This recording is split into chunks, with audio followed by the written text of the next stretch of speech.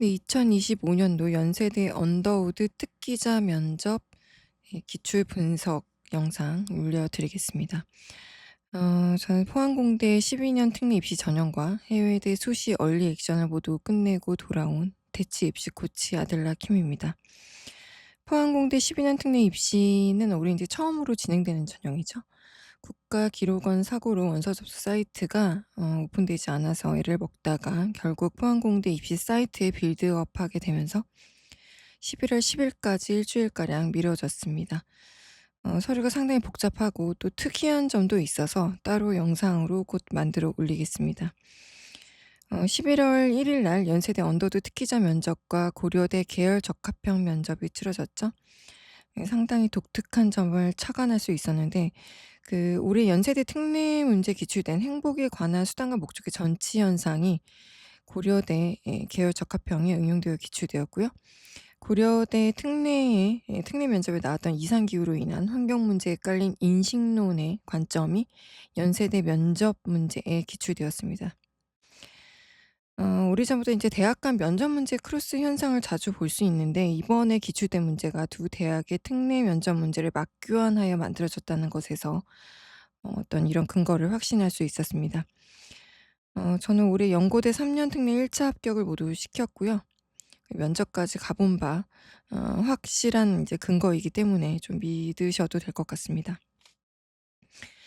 고려대 특례 면접에 기출된 문제는 이상기후의 도래로 환경에 관한 인식론적 관점을 이제 질문했는데 11월 1일 날 치러진 연세대 언더우드 특기자 면접 문제가 개구리를 대상으로 한 이제 생물학적 실험을 근거로 우리의 외부 객체를 어 주체인 내가 인식한 도덕률이 유일한 객관적 진리라는 믿음으로 이어지기 쉽다는 점에서 만들어진 문제입니다. 우리 세계를 스스로 편집하게 하는 이제 외부 요소, 이를테면은 이제 미디어와 이제 알고리즘, 뭐 디지털 파노티콘 이런 게 해당되겠죠. 이런 것들이 만들어낸 이제 가상 현실 시뮬레이션에서 이제 권력이 유용하다고 설정한 개구리의 이제 눈앞 움직임, 예를 들면은 유행이나 언론이나 이제 소비 이런 것들만을 쫓는 그런 수동적인 개구리가 되지 말자는 그런 메시지를 담은 문제였습니다. 이미 연세대나 고대에서 수차례 기출되었던 "이것은 파이프가 아니다." 마그리트의 그림을 통한 문제의 새로운 버전이라고 보시면 되겠습니다. 자, 실험으로 제시된 개구리 지문으로부터 가설 도출은 외부 세계의 객체를 인식하는 방식을 말하는 인식론적 실험입니다. 이런 인지 심리학적 실험을 제시문에 심는 경우가 많은 이제 연세대가 제시문을 통해서 이제 선거가 있었고 그 선거가 생겨난 해, 특히 올해 우리 사회 이면의 어두운 현실을 간접적으로 꼬집고 냉철하게 바라볼 수 있는 인식 체계의 필요성을 제시한 그런 문제였다고 볼 수 있습니다. 다시 한번 이런 사회의 경종을 울리고 싶다는 그런 의지를 좀 관철시켰다고 보여지는데요. 이러한 점을 이제 마지막 문제가 자신이 설정한 추가 가설을 통해서 새로운 자신만의 이제 결론을 도출하라는 그런 방식으로 다시 한번 이제 강조했습니다. 그러니까 우리의 다소 수동적인 이런 인식 체계를 수정할 수 있는 방법을 간접적인 이런 MMI식으로 이제 제시하고 있죠. 이제 MMI식은 다중미니 면접이라고 해서 여러 개의 면접실을 거치면서 다양한 이런 상황을 제시받아서 지원자의 의사소통 능력이나 문제 해결 능력, 윤리의식 같은 이런 소프트 스킬을 다면적으로 평가하는 면접 방식입니다. 그래서 의대에서 많이 치러지는 면접 방식이고요. 요런 인제 방식들이 이 정해진 시간 안에 이제 제시문을 파악하고 자신의 생각을 논리적으로 전달하는 요런 방식으로 이제 연세대를 비롯해서 인제 고려대도 그런 식으로 좀 변화가 된 것을 좀 볼 수 있었습니다. 11월 1일 날 기출된 문제는 이제 제시된 지문 두 개를 통해서 가설을 세우는 게 1차 풀어나가야 할 문제였습니다. 이제 그로부터 자신만의 의견을 이제 반영을 한 가설 설정이 2 차적으로 풀어나가야 할 문제였고요. 이 수정된 가설로부터 새로운 결론을 도출하는 것이 이제 세 번째 풀어나가야 될 이제 문제였습니다. 문제는요, 인제 "개구리는 외부 세계의 정보들을 객관적으로 인제 수용을 한다. 개구리는 외부 세계의 빛을 그대로 인제 해석할 것이다."라는 그런 가설이 하나 인제 만들어질 수 있고요, 제시문을 통해서. 또 하나는 이제 수정 가설을 만드는 거였는데 인제 "개구리는 외부 세계의 정보를 주관적 판단을 바탕으로 수용한다." 주관적 판단이라는 것은 이제 변화하는 것을 중심적으로 이제 수용하는 거죠. 그래서 얼핏 보면 이제 이 문제를 풀어가기 위해선 두 가설의 차이를 극명하게 보여주는 이런 실제 생물학 실험이었던 점에서 착안을 좀 해 보셔야 되는데, 실제 일어났던 실험이에요. 그 밀폐된 유리 상자 안에 개구리 한 마리를 두고 첫 번째로 개구리의 먹이인 살아있는 파리, 죽어있는 파리를 여러 마리를 이제 넣어 둡니다. 사실 이제 첫 번째 객관적 실제론, 제가 아까 말씀드렸던 가아 지문에 이제 개구리의 수동적 외부 세계에 대한 인식에 대한 그 이론을 좀 붙이자면 객관적 실제론이라고 볼 수 있는데, 사실 인제 객관적 실제론이란 거는 우리의 의식이나 이제 생각과 독립적으로 '외부의 세계나 사물이 실제로 존재한다.'라고 보는 철학적 관점입니다. 그래서 인간의 인식을 초월한 객관적 실제가 존재하기 때문에 우리는 이 실제를 탐구할 수 있다는 거죠. 외부 세계를 탐구할 수 있다는 말을 쪼끔 더 어렵게 객관적 실제론이라고 얘기할 수 있습니다. 그러니까 예를 들면 개구리는 죽은 파리를 당연하게 인식할 거예요. 파리의 형태, 색깔, 질감 뭐 이런 반사된 여러 가지 빛이 이제 개구리의 망막에 맺히게 되죠. 그러면 인제 외부 세계의 빛을 그대로 인제 인식하게 되고, 개구리는 눈앞에 죽은 파리를 보고 먹이로 인식해서 잡아먹게 되는 겁니다. 가설나 주관적 구성주의라고 볼 수 있습니다. 주관적 판단에 의한 능동적 인식. 개구리는 인제 죽은 파리를 전혀 인식하지 못하고 결국 인제 굶어 죽을 것이라 다라는 게 여기에 깔린 전제입니다. 인제 개구리의 두뇌가 주관적으로 판단하는 거죠, 생존을 위해서. 어떻게? 움직이는, 변화하는 작은 검은 형태만을 먹이로 인식하도록 프로세스화 된다 돼 있다는 거죠. 그래서 진화적으로 이렇게 프로그래밍 되어 있기 때문에 변화하는 것을 중심적으로 인제 이런 뇌가 수용하게 되게 돼 있습니다, 망막이. 그래서 개구리의 눈에는 죽은 파리의 빛이 들어오더라도 뇌의 필터는 주관적 판단에 의해서 이 정보를 처리해서 "움직임이 있는가?"라고 인제 묻게 된다는 거죠. 대답은 아니오입니다. 죽은 파리의 경우는 움직이지 않죠. 그래서 뇌는 이 정보를 인제 하나의 배경으로 무의미한 것으로 분류하고 인식 단계에서 삭제해 버립니다. "움직이지 않는다. 먹지 말라." 이런 식으로 주관적 판단에 의해서. 그래서 개구리의 세계 안에는 죽은 파리가 존재하지 않습니다, 뇌의 프로세스 안에는.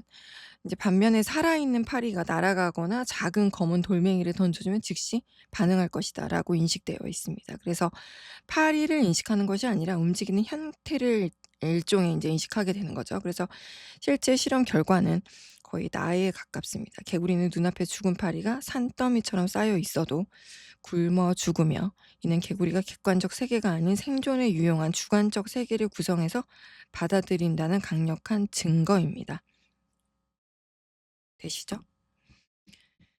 자, 여기까지 풀이가 일단은 여기까지는 학생들이 좀 얼추 좀 그 답을 유도를 했던 것 같아요. 근데 그다음부터가 좀 중요한데, 이제 그 개구리의 외부 세계 정보들에 관한 이게 객관적 수용이라는 가설 설정을 통해서 가아 지문이죠.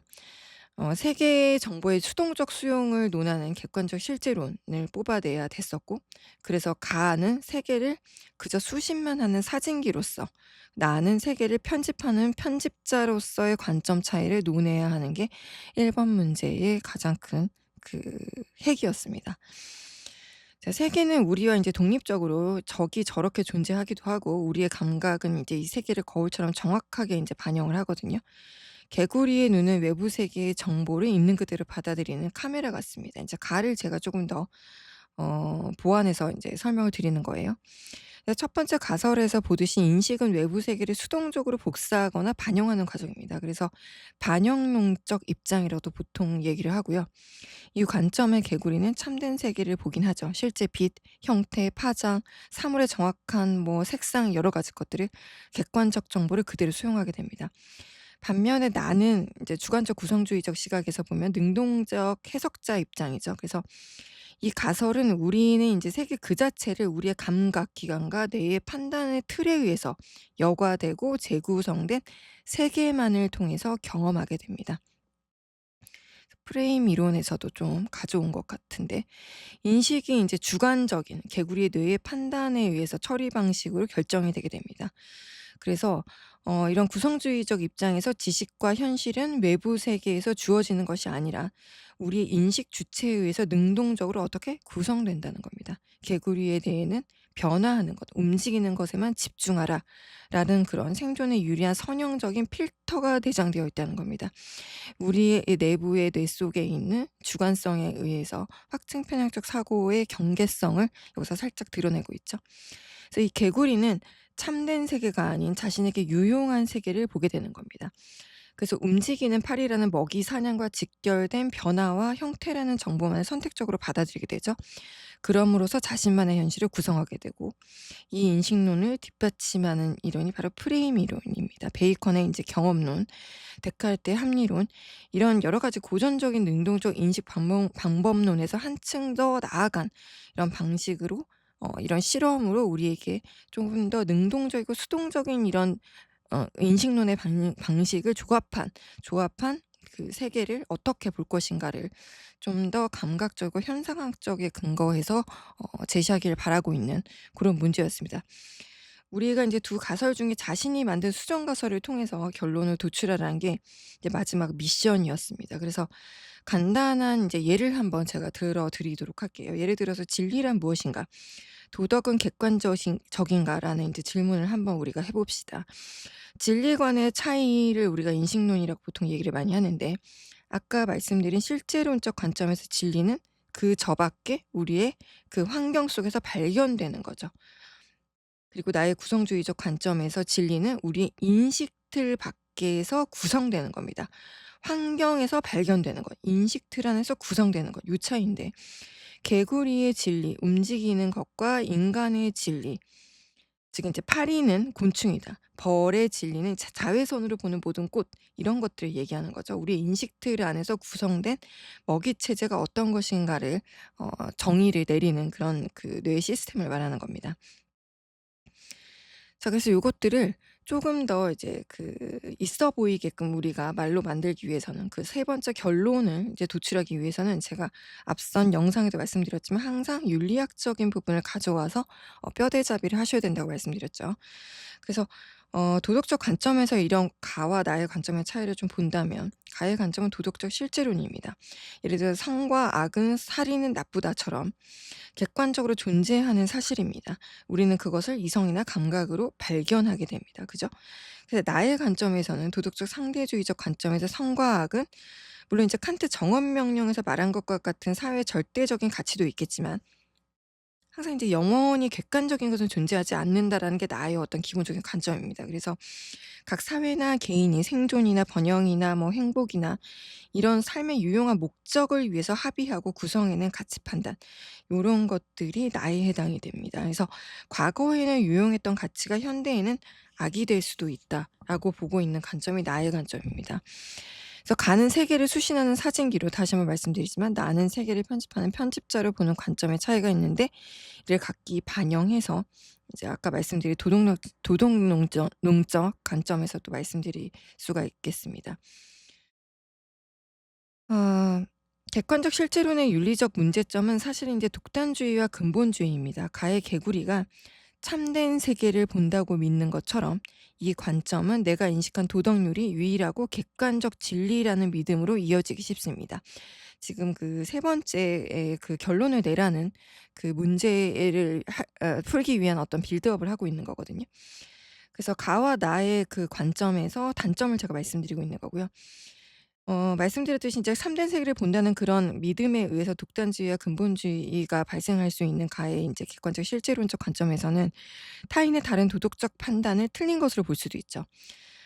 그래서 나의 도덕적 가치, 뭐 종교나 신념이나 이념이나 이런 것들을 타인에게 강요하는 독단주의나 윤리적 근본주의, 혹은 좀 나아가서는 문화적 제국주의, 이런 걸로 이어질 수가 있습니다.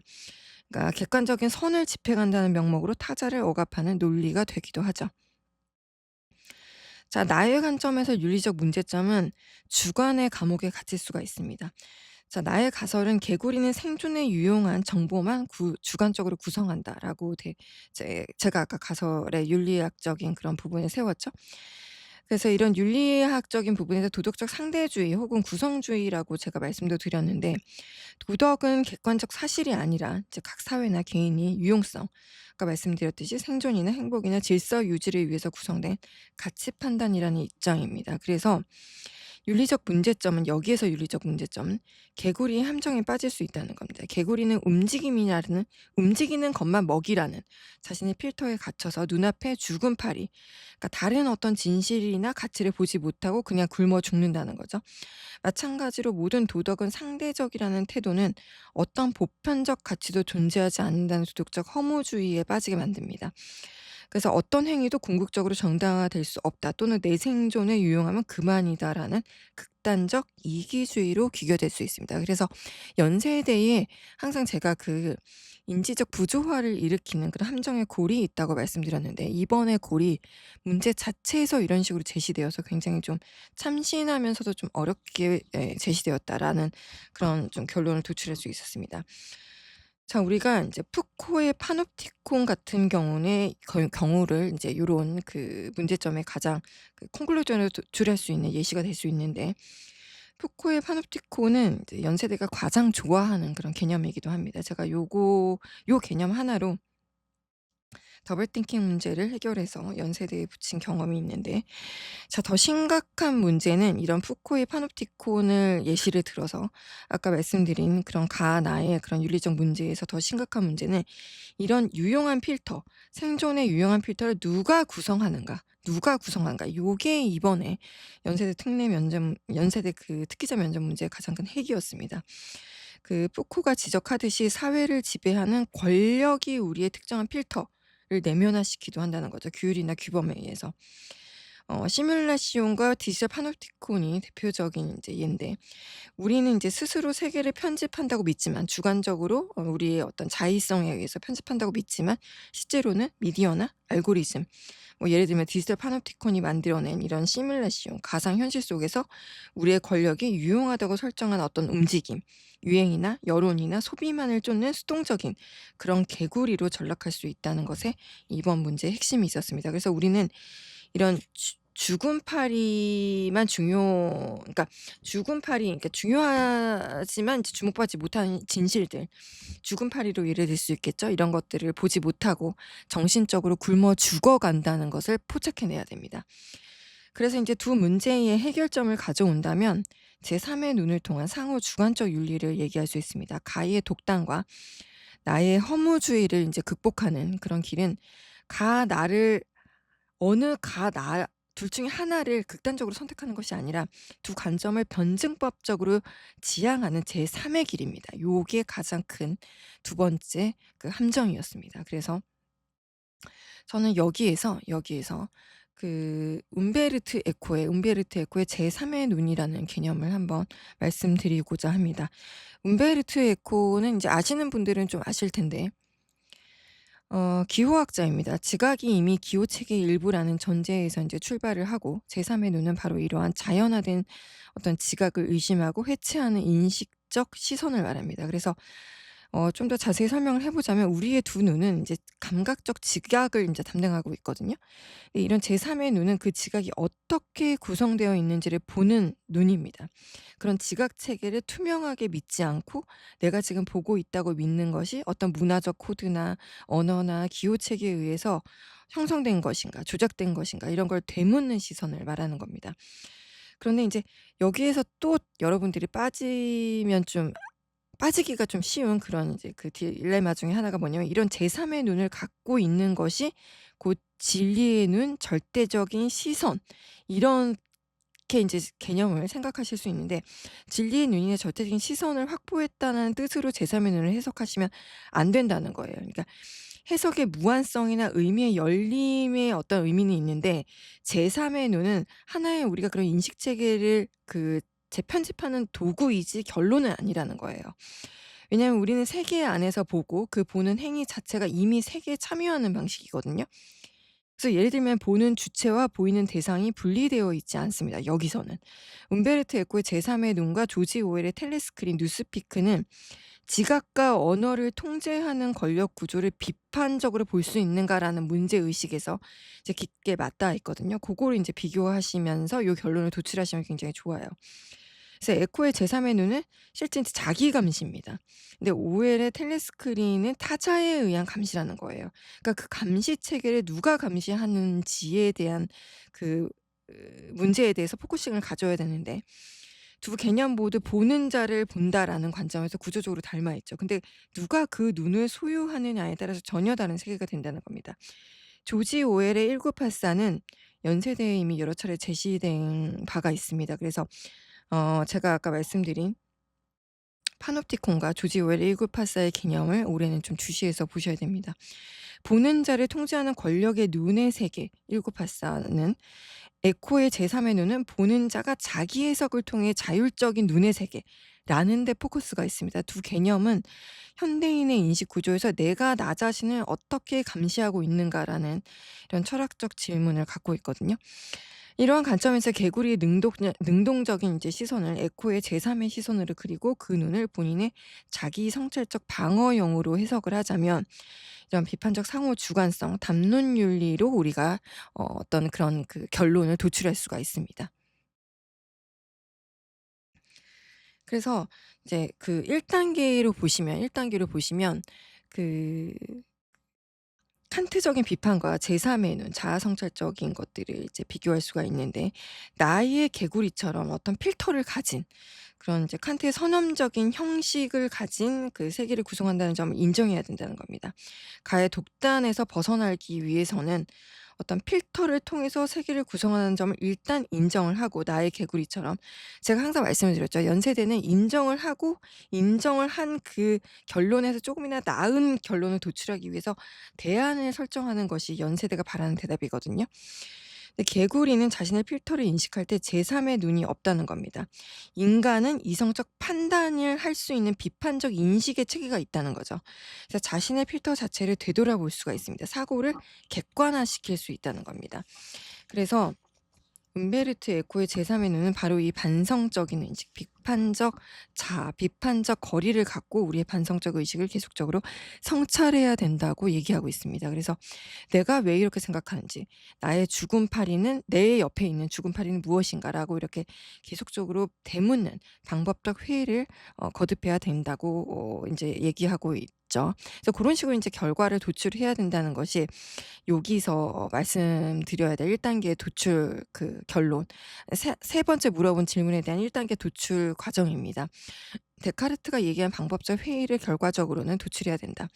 2단계에서 사고는 주관성에 의한 어떤 타자와의 대화를 통해서 상호 주관성을 이제 극복해야 된다는 얘기거든요.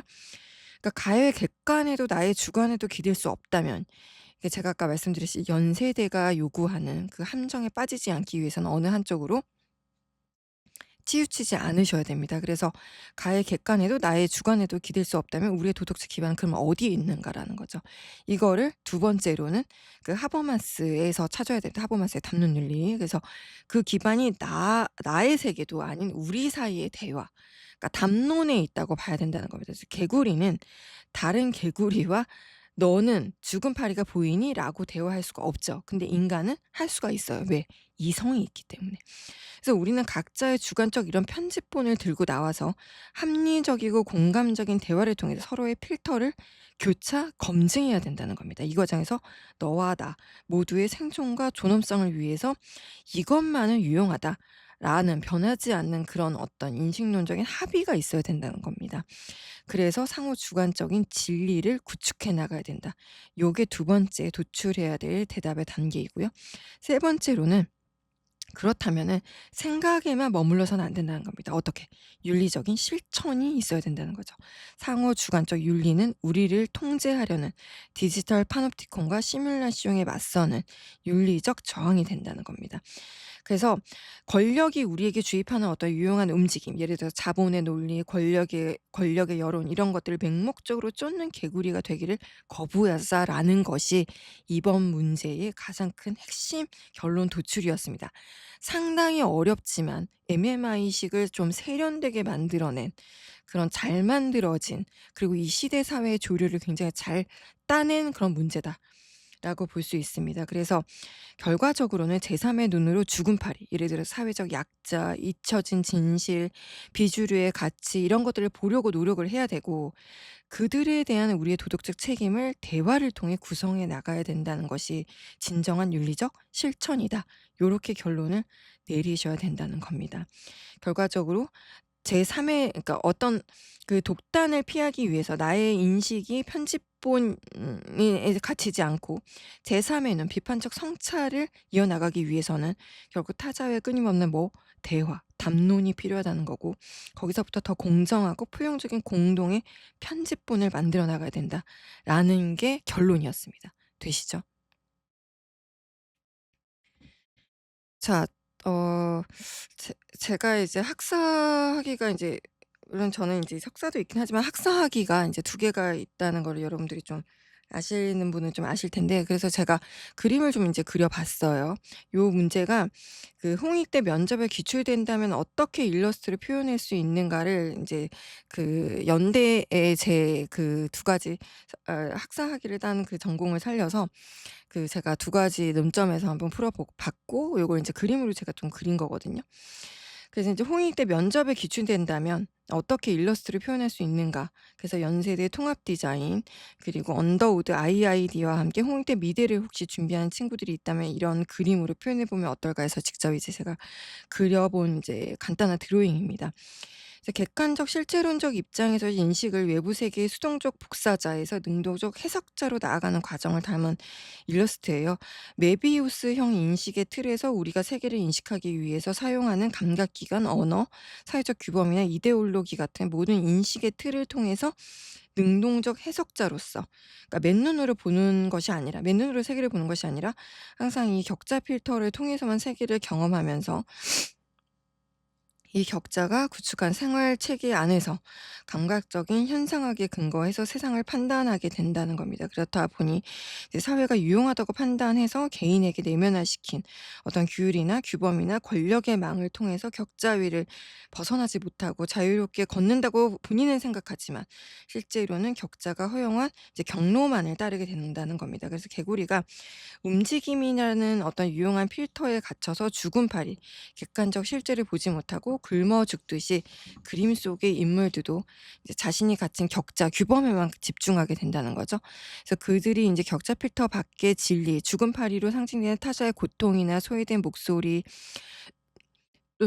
또는 이제 혹은 죄송합니다. 제가 기침이 나오려고 해서 목이 좀 메었어요. 대안적 진리를 보지 못하는 어떤 윤리적 맹목성을 갖게 된다는 겁니다. 그래서 미술은 이제 여기서 어떤 기능을 해야 할까? 여기서 보이는 이 메비우스 띠는 홍대 면접에 굉장히 잘 등장하는 거거든요. 근데 이 그 인간의 그 진화 과정을 통해서 제가 이 메비우스 띠랑 엮었는데, 그러면 미술은 이런 과정에서 어떤 기능을 해야 될까? 사회적 역할을 해야 될까? 우리를 가두고 있는 격자가 무엇인가? 우리가 보지 못하고 죽은 파리는 무엇인가를 성찰하게 하는, 우리의 인식 구조 자체를 비판적으로 성찰하게 만드는 현상학적 윤리적 장치의 필요성을 상징적으로 보여줘야 된다는 겁니다. 그래서 세계를 수동적으로 반영하는 거울이 아니라 어떻게? 나처럼 세계를 능동적으로 구성한 하되 그 구성 자체의 위험성을 경고하기 위해서 우리는 비판적 기호 체계를 어떻게 갖춰야 된다는 메시지를 제가 인식의 틀이라는 제목으로 한번 담아 봤습니다. 어 제가 아까도 말씀드렸지만 그 지난 영상에서 제가 얘기한 연세대가 항상 파놓는 함정이 이 문제에서, 연세대 이번에 특기자 언더우드 문제에는 어디에 있었을까? 잠시 말씀드렸지만 개구리의 수동적 시각, 능동적 시각, 그 어느 것에도 연세대가 요구하는 답안에 치우쳐서 대답하면 안 된다는 거. 요게 첫 번째 함정이었습니다. 수동성, 능동성 모두 수정 가설을 통한 결론 도출로 이어지면 안 되며 두 가지의 통합본으로 답해야만 연세대가 요구하는 답안으로 갈 수 있다는 거. 그리고 더불어 반드시 윤리 철학적 문제를 끌고 가서 멘트 정리를 해 놔야 제대로 문제를 풀었다고 할 수 있는데, 연세대 쪽집게 영상 첫 번째 강의에서도 제가 얘기했듯이 연세대는 논리와 철학을 근거로 멘트를 날려야지 다른 이들보다 조금 더 우위에서 점수를 확실하게 획득할 수 있습니다. 그래서 철저하게 인문학에 착안한 대학입니다. 그래서 지금까지 연세대 면접을 굉장히 오랫동안 집중했고, 합격과 또 때로는 불합격과 여러 가지 시련과 저도 겪어본 이런 경험에 의해서 이번에 이제 개구리 실험부터 가설의 분석, 진리에 관한 방법적 회의, 이 두 가지 가설을 극복할 수 있는 방법론의 제안까지 굉장히 좀 잘 만들어진 문제다. 굉장히 간단해 보이지만 상당히 숙고해서 말해야 될 문제였고요. 그리고 MMI식으로 되었다는 것을 확실하게 알려주면서도 굉장히 세련되게 그 서막을 알리는 문제였습니다. 이 문제는 마그리트의 이것은 파이프가 아니다. 그리고 작년에 치른 연세대 정시 언더우드 문제의 또 다른 버전이라고 볼 수 있습니다. 다음 영상에서는 연세대의 특례 문제 그리고 이번에 연세대 고려대 계열 적합형 문제에 기출된 행복을 위한 수단과 목적의 전치 현상을 한번 분석해 보도록 하겠습니다. 한 30여 분이 되는 굉장히 긴 어떤 해설이었는데 욕심껏 제가 좀 문제를 분석을 하다 보니까 시간이 좀 길어졌습니다. 여기까지 만약에 시청해 주신 분이 있다면 좀 감사하고요. 유용하셨다면 예 구독과 좋아요 한번 눌러 주시길 바랍니다. 저는 대치 입시 코치 아델라 김이었고요. 네 다음 영상에서 뵙겠습니다. 감사합니다.